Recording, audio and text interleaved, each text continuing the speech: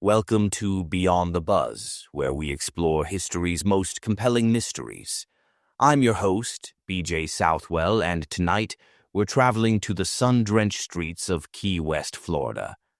But beneath the paradise facade lies a story that has chilled visitors for over a century, the true story of Robert the Doll.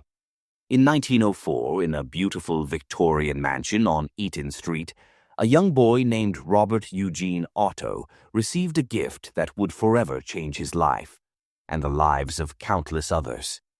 The doll stood 3 feet tall, dressed in a sailor's uniform, with a face that seemed to shift expression when you weren't looking. But this was no ordinary plaything. The doll was handmade by a Bahamian servant girl skilled in the arts of voodoo.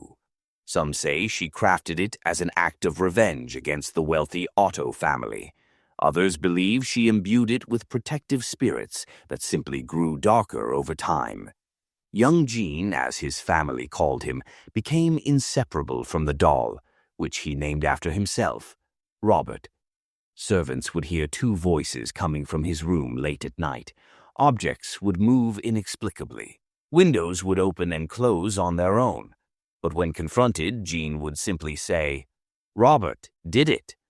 The Otto family's longtime housekeeper, Bridget Ricketts, wrote in her diary, "The toys in the young master's room move at night. I hear them when I'm cleaning the adjacent rooms. Last week I found Gene's teddy bear in the upstairs hallway when I'd seen it locked in his toy chest the night before. When I asked him about it, he said, 'Robert doesn't like the other toys. He wants them to know their place.'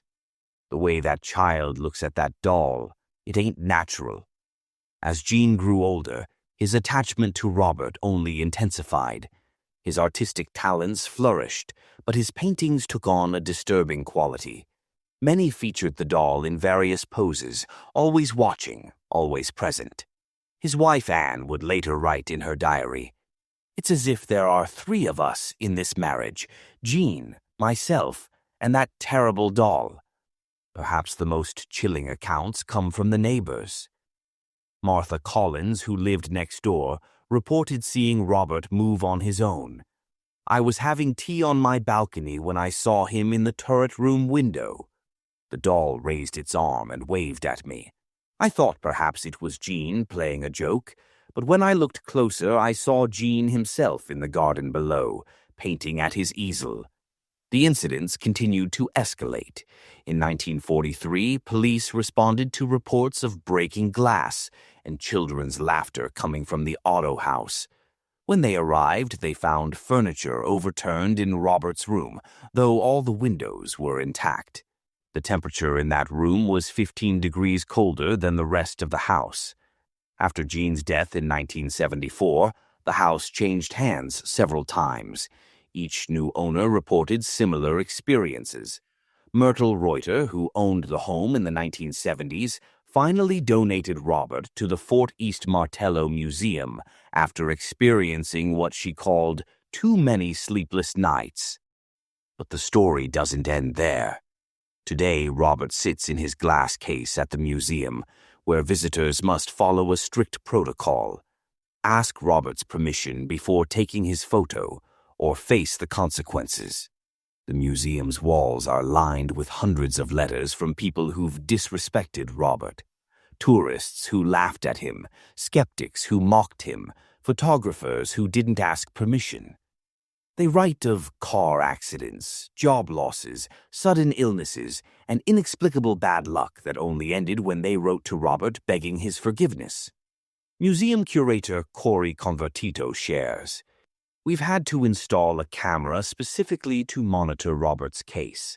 Security guards report hearing giggles during night shifts. Visitors' cameras malfunction, but only when photographing Robert. Last month, a skeptical visitor mockingly bowed to Robert, then tripped and broke his arm on his way out.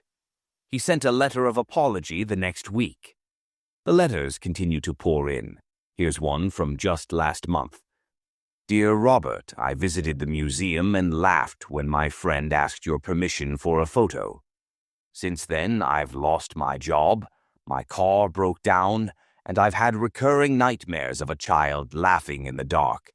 I'm sorry I didn't show you respect. Please forgive me. But perhaps the most chilling aspect of Robert's story isn't the supernatural claims or the countless tales of misfortune. It's the doll's eyes, those painted glass eyes that seem to follow you around the room. Museum staff report that his expression changes. Some swear they've seen him blink. And every so often, when the museum is quiet and the Florida sun has set, visitors claim they can hear the soft giggle of a child coming from Robert's display case. Is Robert the doll truly cursed? Or is he simply a vessel for our deepest fears and darkest superstitions? Perhaps some questions are better left unanswered. After all, in Key West, they say if you want to take a picture of Robert, it's better to be safe than sorry. But before we end, a word of caution to our listeners. If you ever find yourself at the Fort East Martello Museum, standing before a glass case containing a sailor-suited doll with a weathered face and knowing smile, remember to mind your manners. Because in Robert's world, respect isn't just polite, it's essential for survival. This has been Beyond the Buzz. Remember, sometimes the most terrifying stories are the ones that are true.